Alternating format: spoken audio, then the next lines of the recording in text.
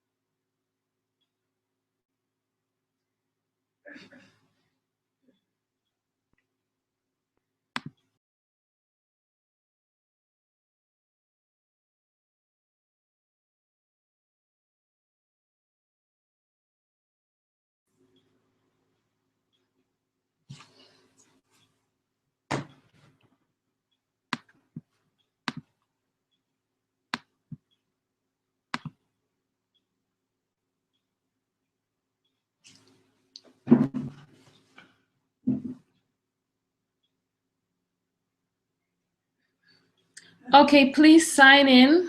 I only see Jasmine here so far. It's now 11:30.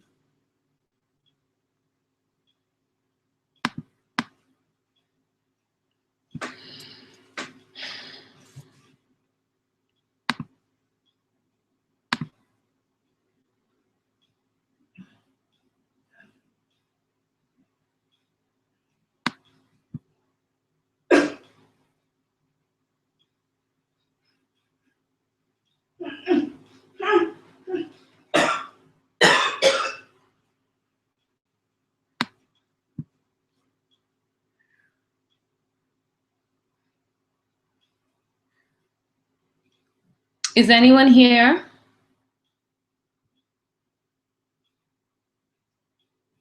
I'm not seeing anyone's responses.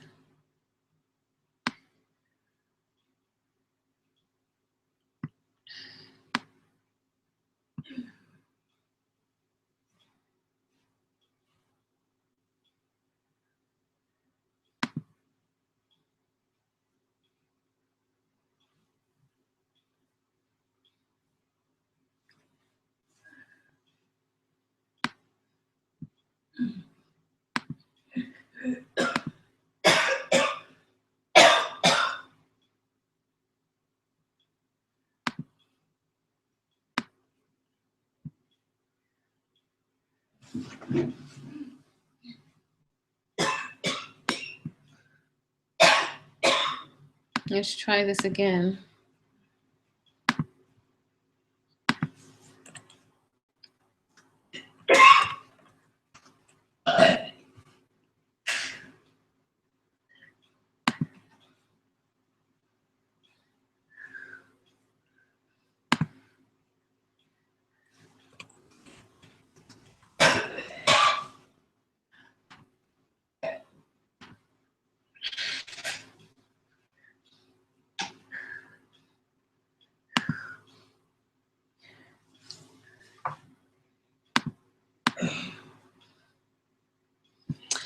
Okay, I am waiting. It's now 11:32. Okay, I see Taylor. Great.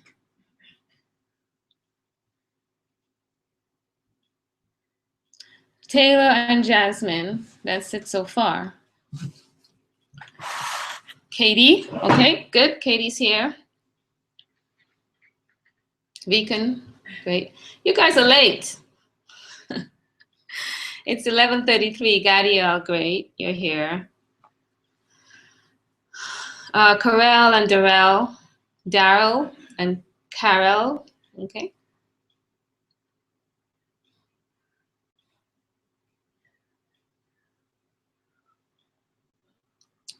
I'll wait 2 more minutes.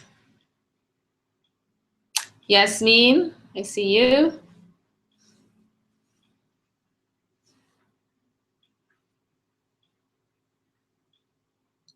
Okay, Katie, sorry. You were on time. The poll wasn't working. Sorry. The Lampoon Wi-Fi? I don't know what Lampoon Wi-Fi is. Okay. Okay, 1 more minute and then we'll get going. Lamson Wi-Fi. Okay. Sorry. Justin is here.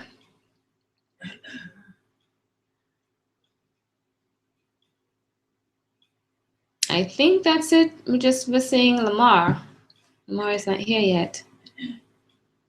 So I have 1, 2, 3, 4. So 1, 2, 3, 4, 5, 6, 7. 1, 2, 3, 4, 5, 6, 7, 8, 9. All right. I think, well, Caesar is missing. Caesar isn't here. All right, it's 11:34 and we should get started. Here's a question. How was lab? Yeah, tell me about that. How was lab on Monday? How did lab go?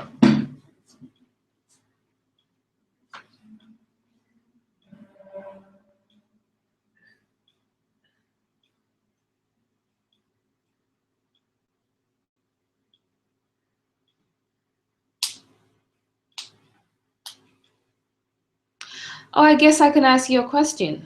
Let me ask you a question regarding lab. Let's see, where would I put this in? No brain. Okay, yeah, the brain, there was some miscommunication regarding the brain.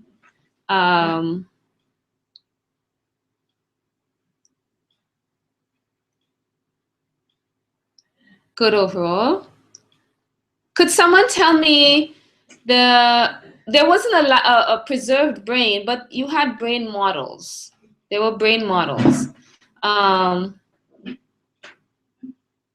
Could you tell me the four sections of the brain?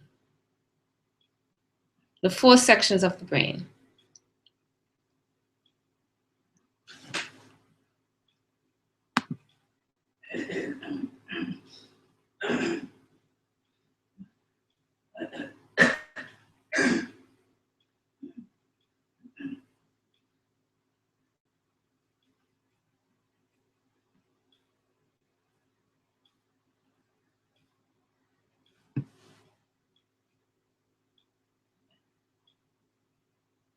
Frontal, temporal, partial, occipital. Okay, so those are the 4 lobes, Katie. Thank you. Those are the 4 lobes.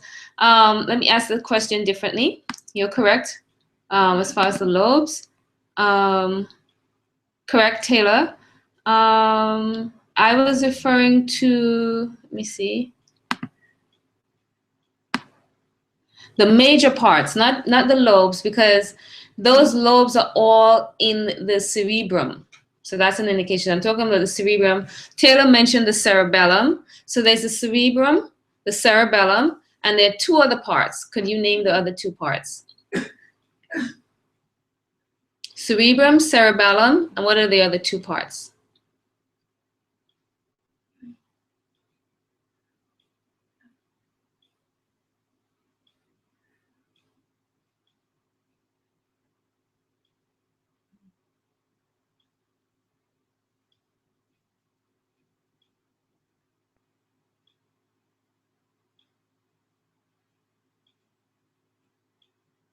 The ventricles, no, that's not the ventricles. Okay, let's just, diencephalon, yes, diencephalon. Who answered diencephalon? Who answered that question?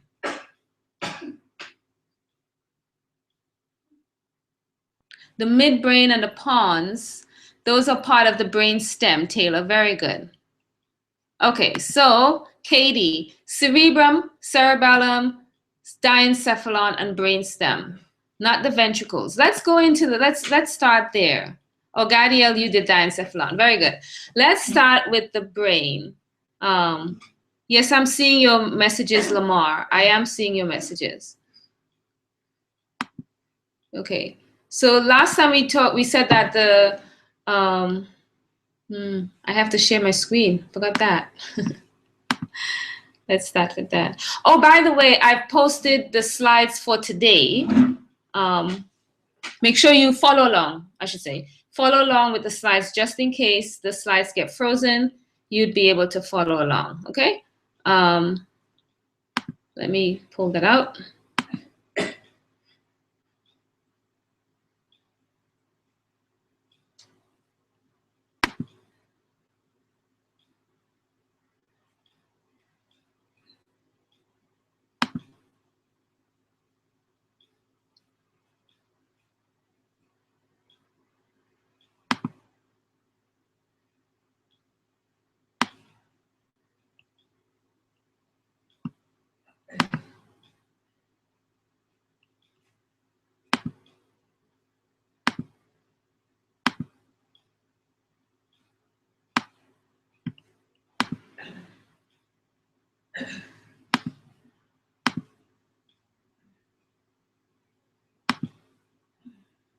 Okay, so the four major parts of the brain are the cerebrum, also known as the telencephalon, the diencephalon, the cerebellum, and the brainstem. So you should have looked at that or learned about that on Monday. Just to recap, we talked about the two components of the two divisions, I'm sorry, of the nervous system. We have the central nervous system, which is made up of the brain and spinal cord. And then we have the peripheral nervous system made up of nerves and ganglia, which are cell bodies. That's where the nucleus is located in the neuron. That's the cell body. And so a collection of those cell bodies is known as the ganglia. In the central nervous system, throughout the central nervous system, you'll see that there's a division between, there are two areas. One is known as the gray matter, which if you look at it under a microscope, under a microscope, it looks darker than the white matter. And so the gray matter is made up of cell bodies and non-myelinated fibers, while the white matter contains myelinated axons, and which forms tracks. So we looked at the spinal cord the other Monday, and here's a cross section showing you the white matter and the gray matter. Okay. And we said the spinal cord really serves as a communication site between the brain and the body. Okay. So it's where the brain communicates with the body via the spinal cord. So you can see if you sever the spinal cord, then that prevents communication.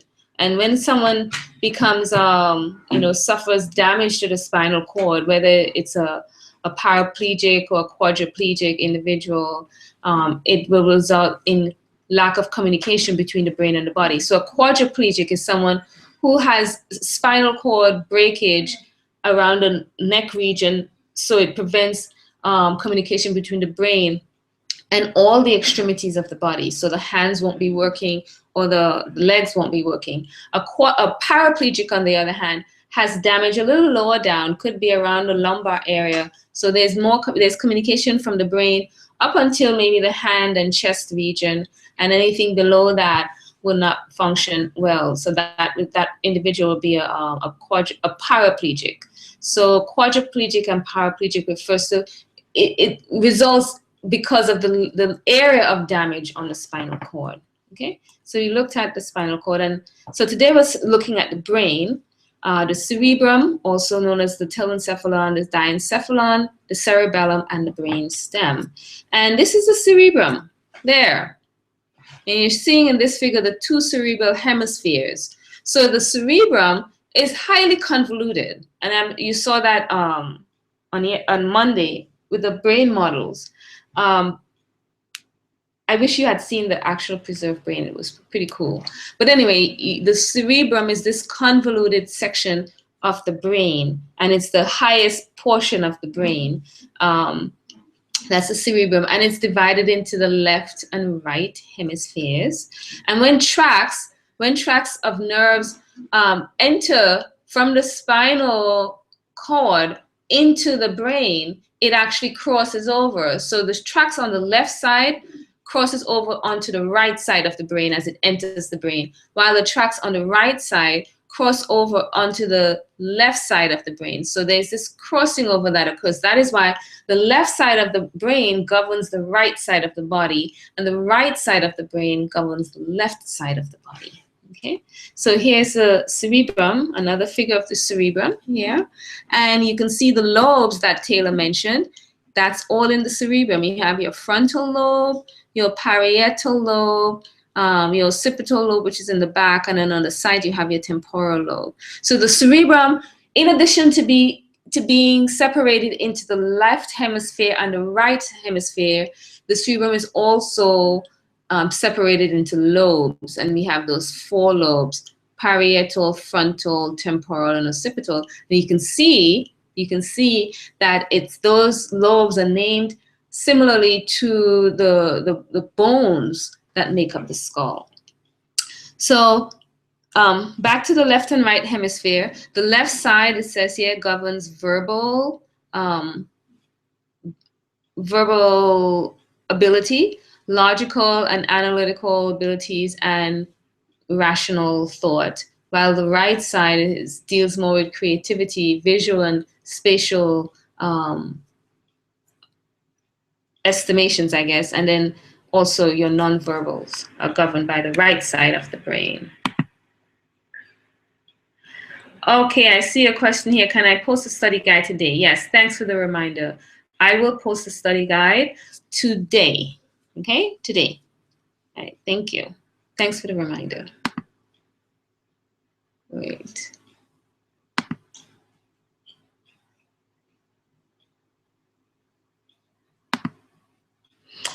Okay, and here's another figure showing you the brain. You can see the left and right hemispheres of this cerebrum. And this is a cross section here of the cerebrum. This one is even better, shows you the lobes are a little better there. Okay. So let's see what are the functions of the cerebrum. We'll get to that. Oh, the light here is pretty bad. Okay. So the cerebrum, the cerebrum governs voluntary movement. And this voluntary movement are in the frontal lobes. That's what I have here in parentheses, the frontal lobes. You have what is known as your primary motor area and your premotor area. These are all part of the frontal lobe, and they govern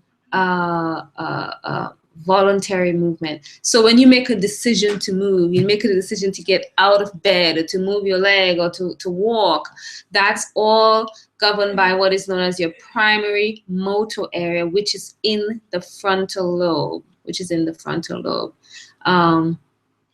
Your premotor area, also in the frontal lobe, is where you have coordination of your learned motor skills, where you learn anything that's repetitive or anything that has a pattern, that's in the premotor area found in the frontal lobe. Okay, in your cerebrum you have sensation is also detected, is governed in the cerebrum.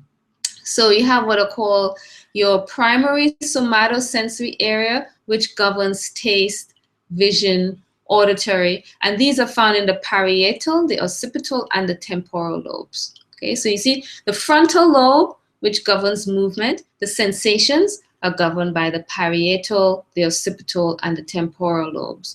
And so these play a role or govern, this is where you have things like your taste area. So you have your primary somatosensory taste area there, you have visual, you have auditory areas in these 3 regions. So that's The cerebrum governs sensation. Then you have what are called association areas.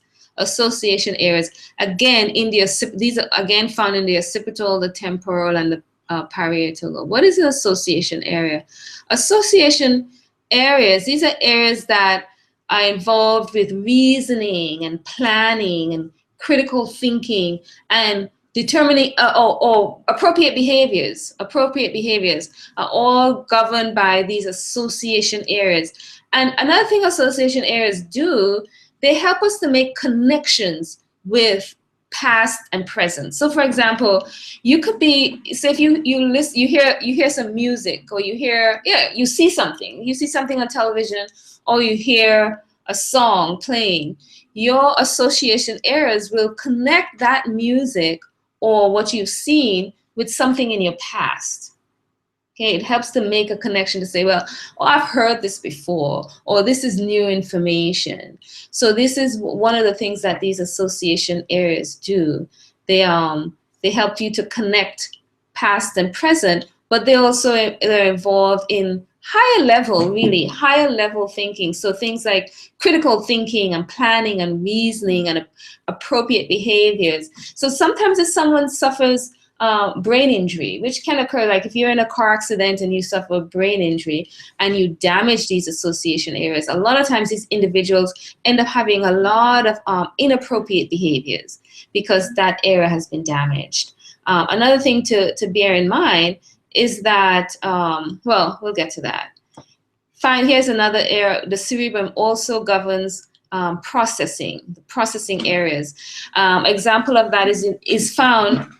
Well, the processing area is found in the prefrontal area, which is in the frontal lobe, and then you have what is known as the Wernicke and Broca's areas of the brain. So what is this? The processing centers, these perform higher mental functions.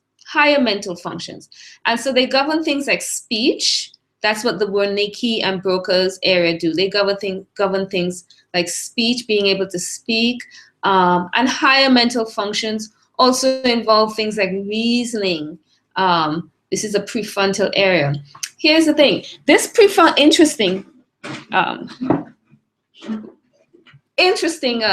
fact is that this prefrontal area is not fully developed until you're around age 26.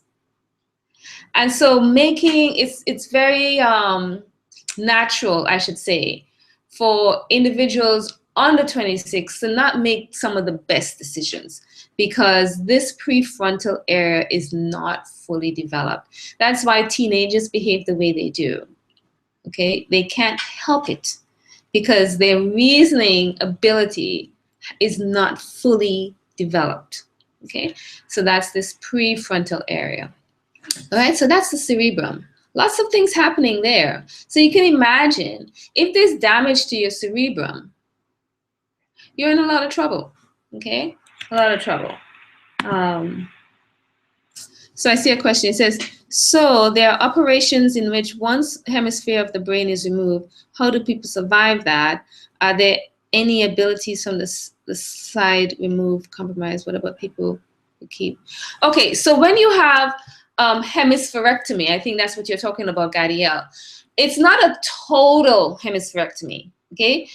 Some of it is removed. And the brain has a way of compensating. So if you remove a portion of a hemisphere, over time, there will be a gradual compensation of what is lost, but it takes a while for that to occur, okay? All right, so hope I answered your question. Okay, Gadiel, that's a really good question.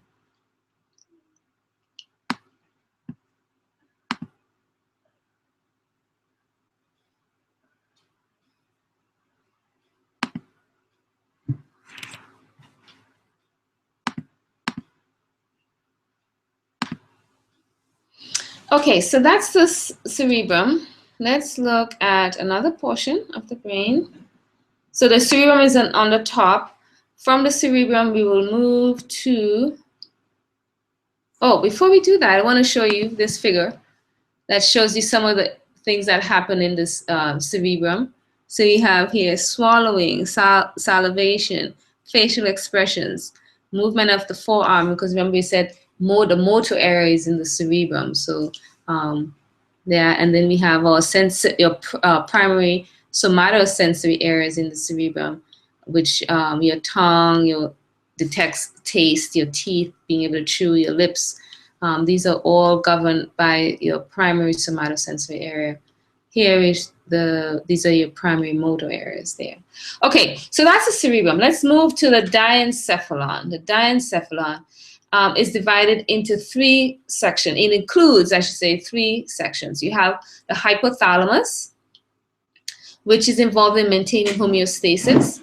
So it helps to maintain homeostasis. You have your thalamus, which receives sensory input. So any information from the environment comes in and eventually goes to the thalamus of the diencephalon, which is another part of the brain.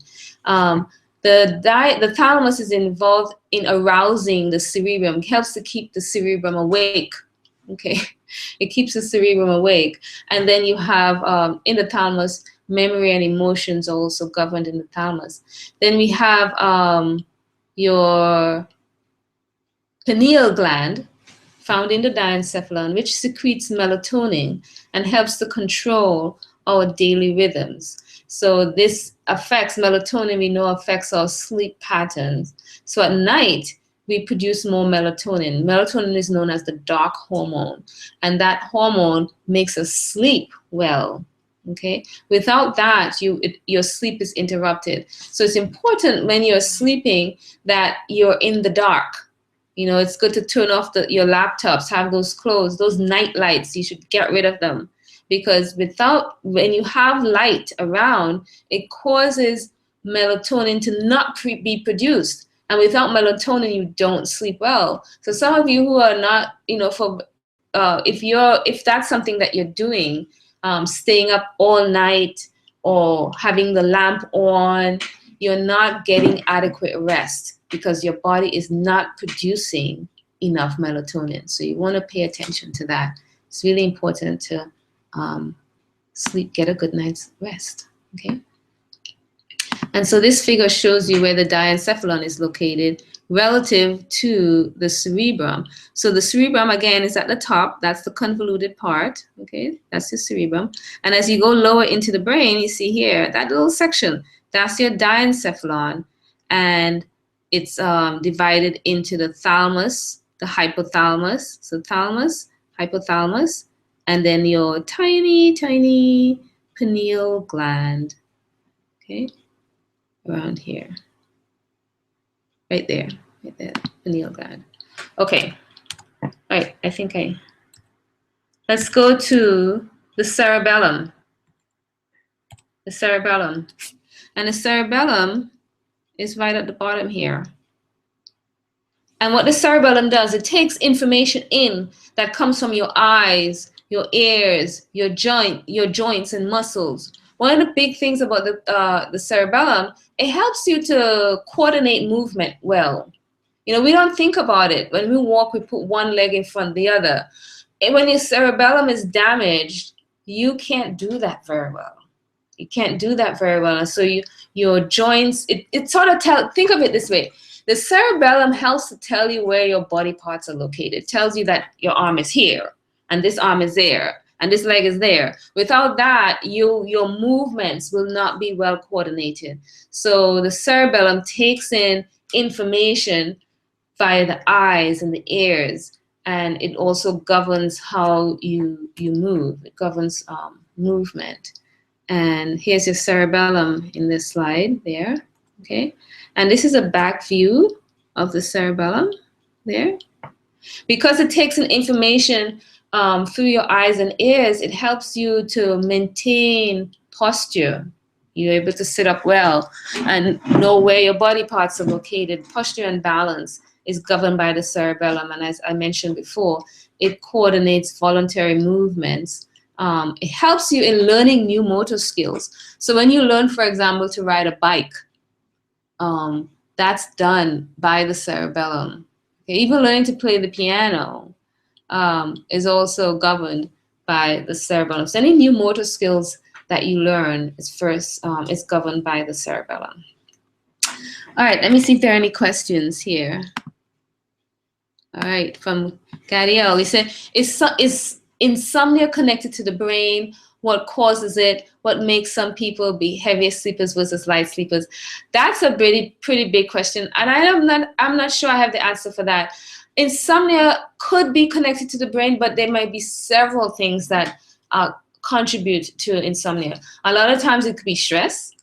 For some people, and I think it varies from one individual to the next as to what causes insomnia. But there are lots of different factors that could lead to insomnia.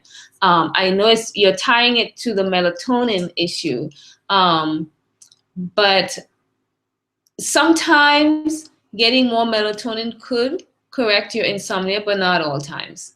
It's not the only factor that leads to insomnia. Why are some people heavy sleepers versus others? I'm not sure, but I think there might be a genetic component because in my family, we have a lot of heavy sleepers. However, I'm a light sleeper. My mother is a light sleeper. My dad was a heavy sleeper, and so some of my siblings are heavy sleepers. So there might be some genetic thing there. I am not sure. I don't have the answer for that, but that's a very good question, Gadiel. Let's go back to our slide.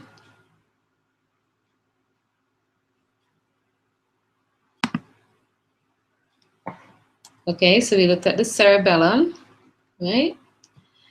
And finally, let's look at the light in here. It's pretty bright out here. The brainstem.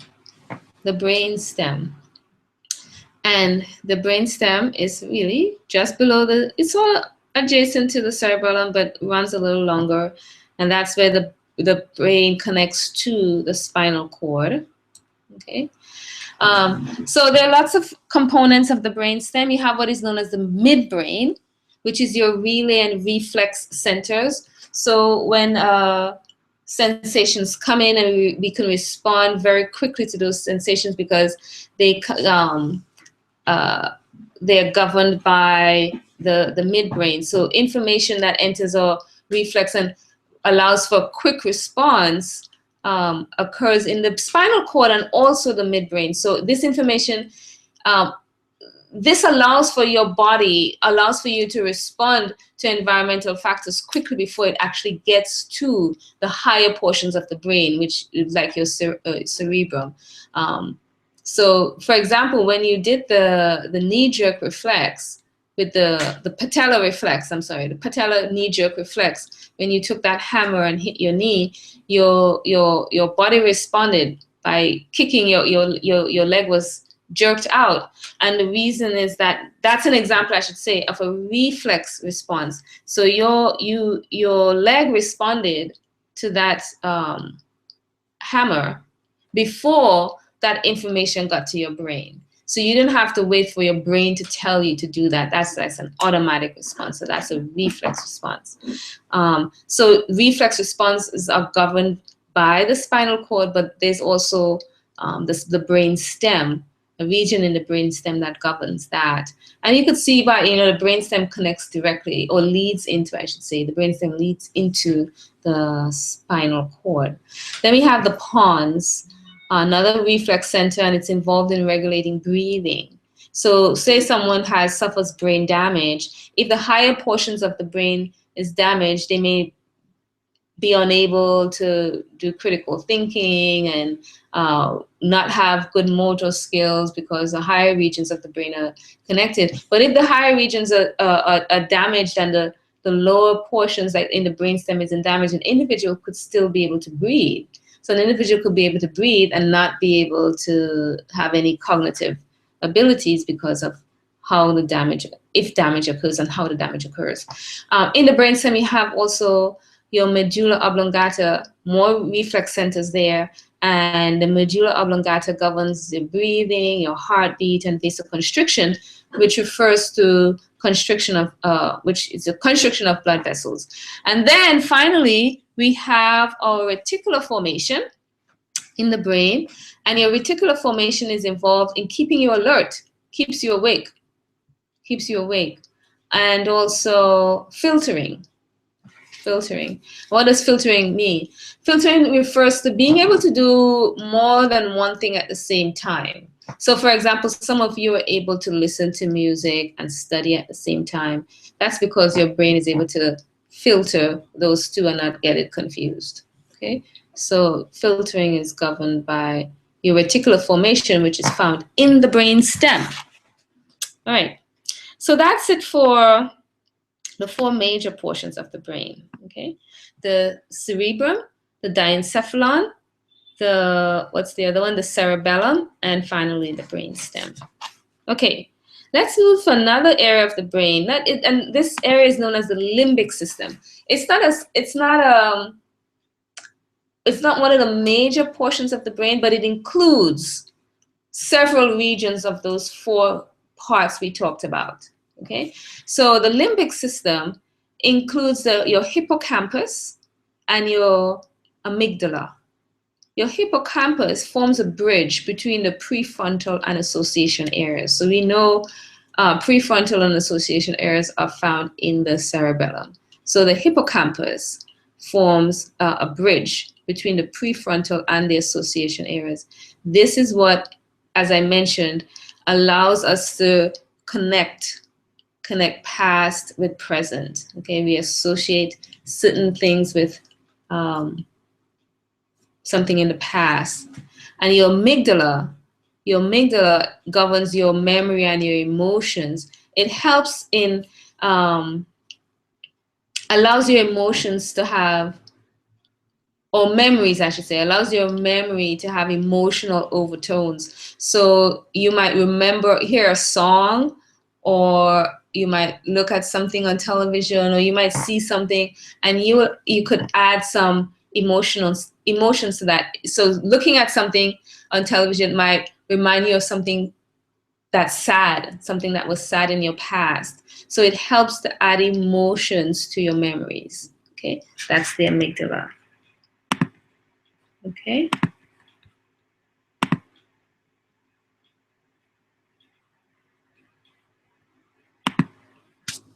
Right. So that's the limbic system. So don't think of the limbic system. It's not a separate region of the brain, but it comprises several of the other regions that we talked about. But it governs emotions and memory. Okay. So that's the take home for that. Right. All right. So that is it for the central nervous system. The peripheral nervous system, as we mentioned before, is made up of clusters of axons, which we call nerves. Okay, so if you recall, a neuron has a cell body, right? Has a cell body, and projecting off the cell body, you have your dendrites. Extending from the cell body is a long process known as an axon. Well, a nerve is made up of a collection of axons. And here are clusters of axons. It's showing you here a nerve. So here we have a nerve, and in that nerve you have nerve bundles, nerve fiber bundles, and each bundle, you can see that, is actually an axon. So that's an axon. Okay, so that's a nerve. And in the peripheral system, you also have what are called ganglia, which are clusters of cell bodies. The cell body is the part of the neuron that contains the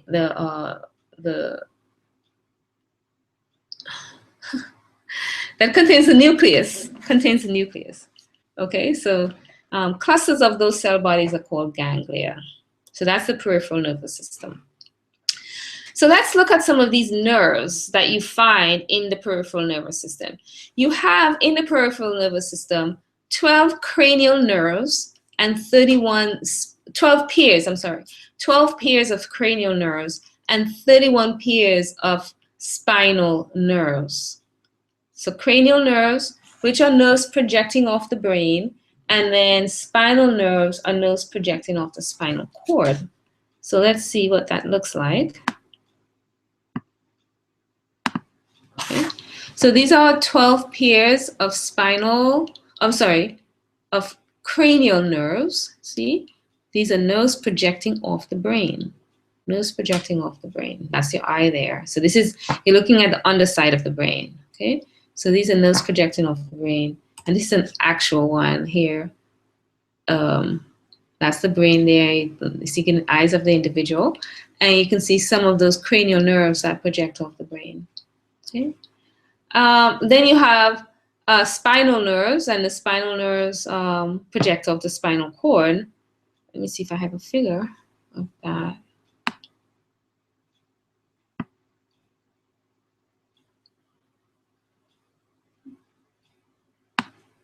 I don't have a figure of that with me, but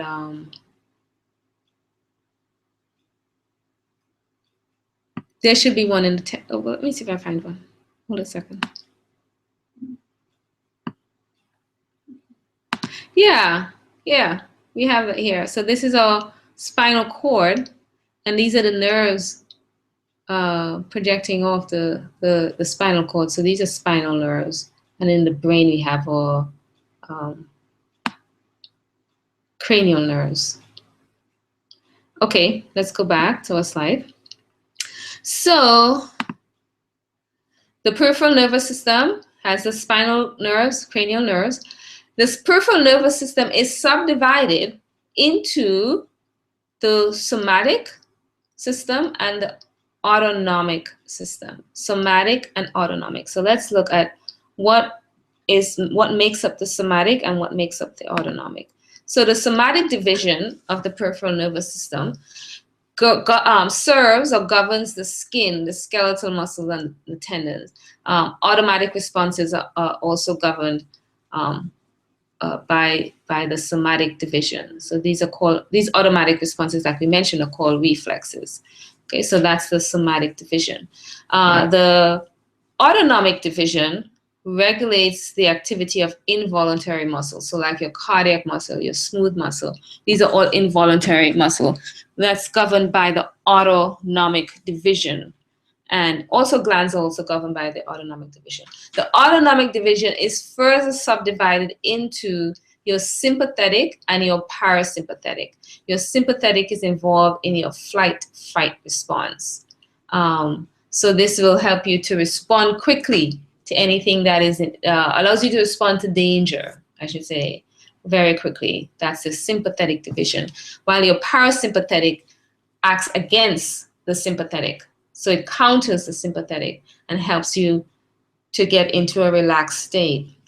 So when there is danger, we have our sympathetic that will help us to respond really quickly, but we don't want to stay in that zone. We don't want to stay in a flight-fright position all the time. Once that danger is removed, we have to be able to relax again. So our parasympathetic division will come in and control that. So again, we have our nervous system divided into central nervous system and peripheral nervous system. Our central nervous system is made up of the brain and spinal cord. Our peripheral nervous system is made up of the nerves and ganglia. Okay? The peripheral nervous system is then subdivided into the somatic and the autonomic. Okay? The somatic governs your skin, skeletal muscle, and tendon, and some reflexes. Your autonomic governs involuntary muscles, like your heart and cardiac and your glands. And the autonomic is then further divided into sympathetic and parasympathetic. Sympathetic is involved in the flight-fright response, and the parasympathetic works against that. Okay. All right. I want to move on to talk about drugs and drug abuse. My power is running low, so I'm going to get my power cord. I'll be right back.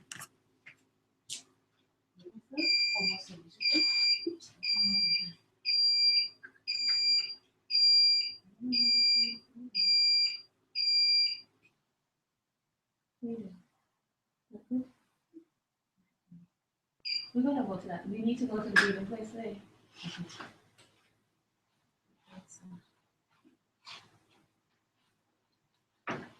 We have to leave here early.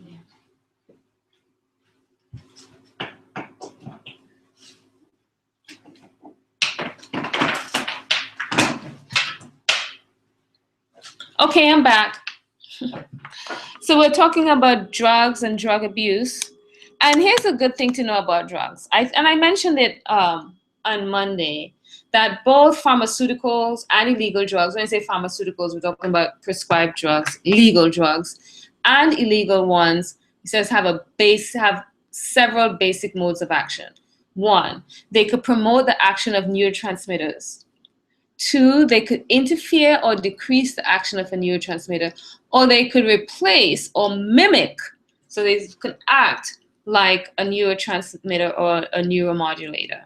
So this figure summarizes some of the actions of these drugs. So we have drugs like we said, it can enhance or mimic or block the neurotransmitter release. So here we have one that is, it shows you the various sites of action of these. We have drugs, for example, that will block the release here. There's one that is blocking the release of the neurotransmitter, one that is enhancing the release of the neurotransmitter. We also have drugs that will cause the neurotransmitters to stay in the synaptic cleft and constantly allow for action potential to occur. Okay, so it never stops the action potential, because typically after an action potential occurs, the neurotransmitters should be taken back up or degraded. But we have drugs that will prevent that from happening, and as a result, you always have stimulation occurring. So these are some of the actions of the modes of actions of drugs. I want to end by looking at some of these drugs specifically and how they work. Let's start with alcohol. So we're looking at abuse of drugs. Okay, abuse of drugs. Alcohol is a drug, and it shows you here the effects of alcohol. It's a depressant. Okay, it's a depressant. It denatures proteins. It damages your liver, decreases the size of your frontal lobe. And we see the function of the frontal lobe. The frontal lobe plays a key role in higher mental function. So things like learning, memory, critical thinking is governed by the frontal lobe. So alcohol over time decreases the size of the frontal lobe. It decreases the size of the brain in general and increases the size of the ventricles. The ventricles is where you have your cerebral spinal fluid storing. So alcohol is pretty damaging to the brain. It acts as a depressant because it increases the action of a neurotransmitter known as GABA. GABA tends to have a depressing or an inhibitory effect on the brain. So it kind of makes you feel, it inhibits or lowers action potentials. So here we have alcohol increasing that neurotransmitter. So it tends to make you depressed. So it's a depressant. Here's another drug, nicotine. Nicotine is a stimulant derived from the tobacco plant, and it shows you here some of the effects. It causes neurons to release dopamine that helps lead to dependence. So individuals eventually with time will become dependent to nicotine. It shows adverse side effects on embryos. So if you're pregnant, you should stay away from that. Increases heart rate, blood pressure, and there's some psychological and physiological dependency, meaning that you become addicted. You can become psychologically addicted and physiologically addicted to nicotine.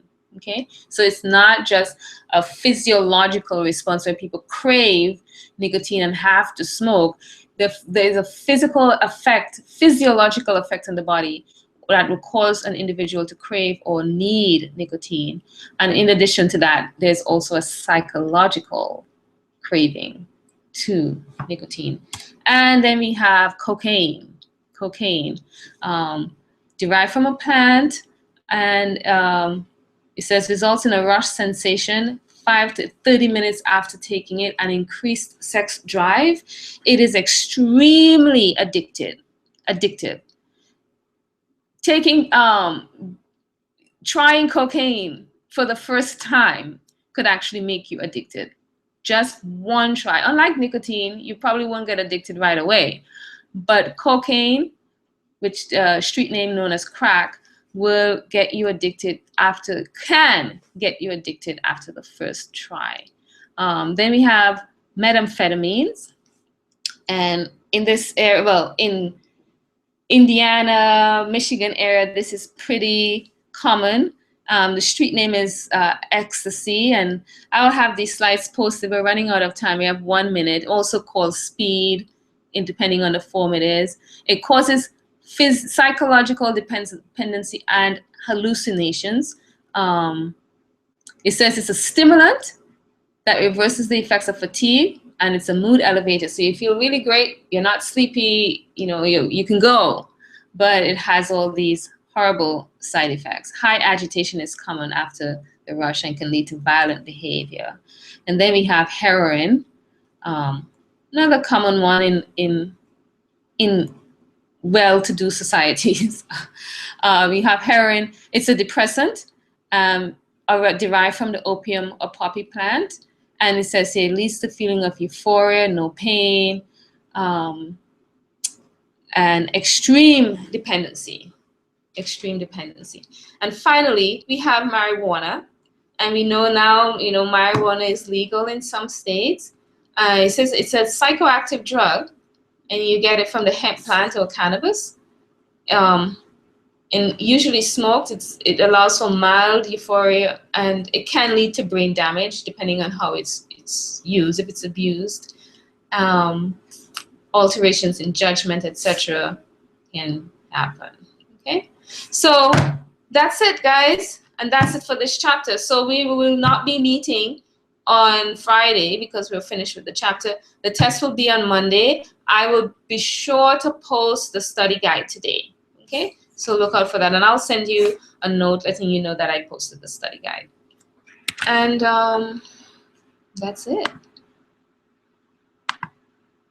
Okay, that is it. I will see you I will see you after Thanksgiving. So you have a great Thanksgiving, okay? I'll talk to you. Bye. Oh, Gaia, I see your question. Is the limbic system related to deja vus? Why do we think some people get feelings of deja vu? Yes, it is. The limbic system is related to deja vus. Why do we get them? Because of the limbic system. It helps us to connect past with present. There are certain songs or certain things you see that will remind you of something in the past. Okay, so that's the limbic system at work. I don't know why it happens. It just does. We add feelings or emotions to our memory. That's what the limbic system is doing. All right. See you guys. Bye.